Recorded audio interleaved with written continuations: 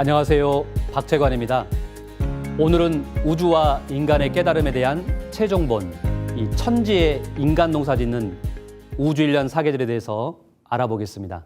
저번 시간에 이 우주 제1의 법칙인 우주는 이 생장염장의 이치로 순환한다는 것을 알아보았는데요.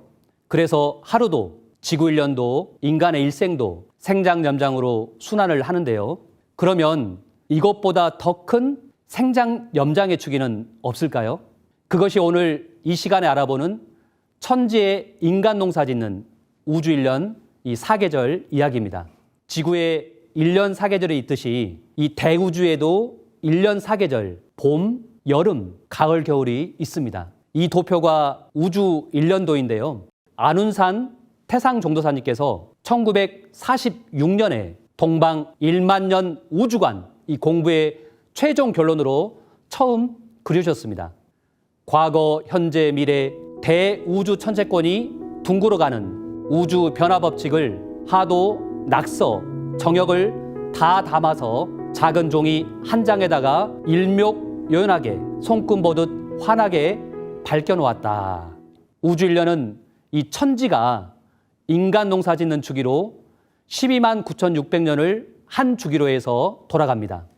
인간이 살 수 있는 이 문명의 시간대인 선천 시간대인 우주의 봄, 여름 5만 년과 후천 시간대인 우주의 가을 5만 년, 그리고 인간이 살기 어려운 빙하기인 우주의 겨울이 약 3만 년이 있습니다. 우주의 봄은 생애 시간대에 인류가 지상에 화생하면서 이 태고의 문명이 태동이 되었습니다. 우주의 여름은 장애 시간대로 물질 문명이 고도로 발달하고 과학, 종교, 철학 등 모든 문화가 세분화, 다양화됩니다. 그리고 우주의 가을, 인류 문명의 진액을 수렴 통일해서 인류의 이상향을 지구상에 건설을 합니다. 그리고 우주의 겨울, 장애 시간대는 빙하기로서 새로운 우주 봄철의 탄생을 위한 하늘과 땅의 대휴식기입니다. 자, 그렇다면 이 지금은 우주 1년 중 어느 때에 살고 있을까요? 사실 인간은 80여 년, 길어야 이 100년의 삶을 살기 때문에 우주 이 12만 9,600년의 주기로 순환하는 이 우주 1년을 알기가 쉽지 않은데요. 상제님께서 이 우주 1년을 말씀해 주시고 지금 이때가 우주 1년에서 어느 때인지 처음으로 이렇게 밝혀주셨습니다. 이제 온 천하가 대개벽기를 맞이했느니라. 지금은 온 천하가 가을 운수의 시작으로 들어서고 있느니라. 천지의 대운이 이제서야 큰 가을의 때를 맞이하였느니라.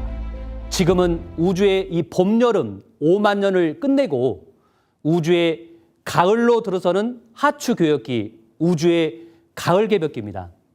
먼저 지금 이때의 중요성에 대해서 알아보기 전에 이 우주 일련의 핵심 가르침인 선천과 후천에 대해서 알아보겠습니다.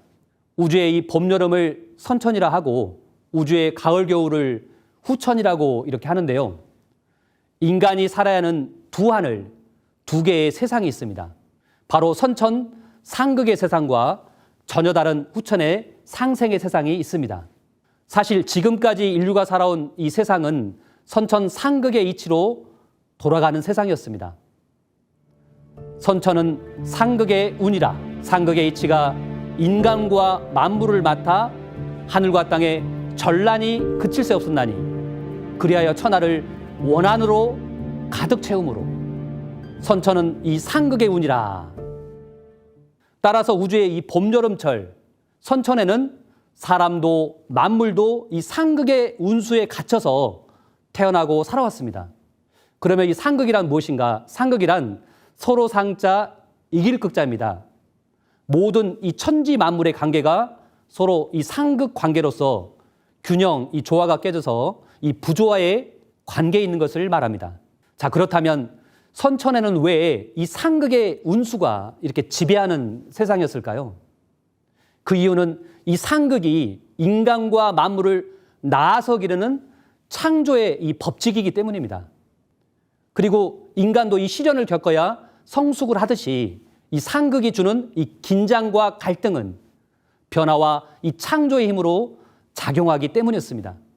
이 지난 인류 역사 또한 이 상극이 주는 긴장과 이 갈등 속에서 현대 문명의 발달과 같은 이 긍정적인 결과를 얻었지만 동시에 빛과 어둠이 이렇게 공존하는 것처럼 인간의 이 삶과 문명에 수많은 부작용, 어둠이 있었습니다. 인류 역사는 피해 목욕탕이란 어떤 철학자의 말처럼 선천은 상극으로 문명을 발전시켜 왔지만 패배한 자는 깊은 원한을 맺는 세상이었습니다. 지금 이 순간에도 지구촌에는 총성이 울리고 무너진 이 건물 더미 속에서 피눈물을 흘리는 사람들이 수없이 많이 있습니다. 인생의 이 꽃도 제대로 피워보지 못한 채 죽어가며 이 철류하는 그들의 이 신음소리가 있는 한 결단코 좋은 세상을 열 수 없을 것입니다. 그러나 희망이 있습니다. 마침내 인간으로 오신 이 상제님께서는 모든 인류가 영원한 어둠의 이 선천 상극의 세상을 문 닫고 선으로 사는 후천 이 성인 시대를 열으셨습니다.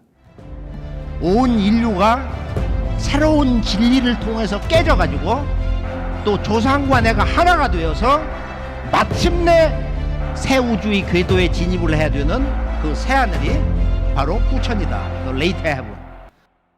선천 영웅 시대에는 죄로 먹고 살았으나 후천 성인 시대에는 선으로 먹고 살리니 죄로 먹고 사는 것이 장구하랴, 선으로 먹고 사는 것이 장구하랴. 이제 후천 중생으로 하여금 선으로 먹고 살 도수를 짜놓았노라.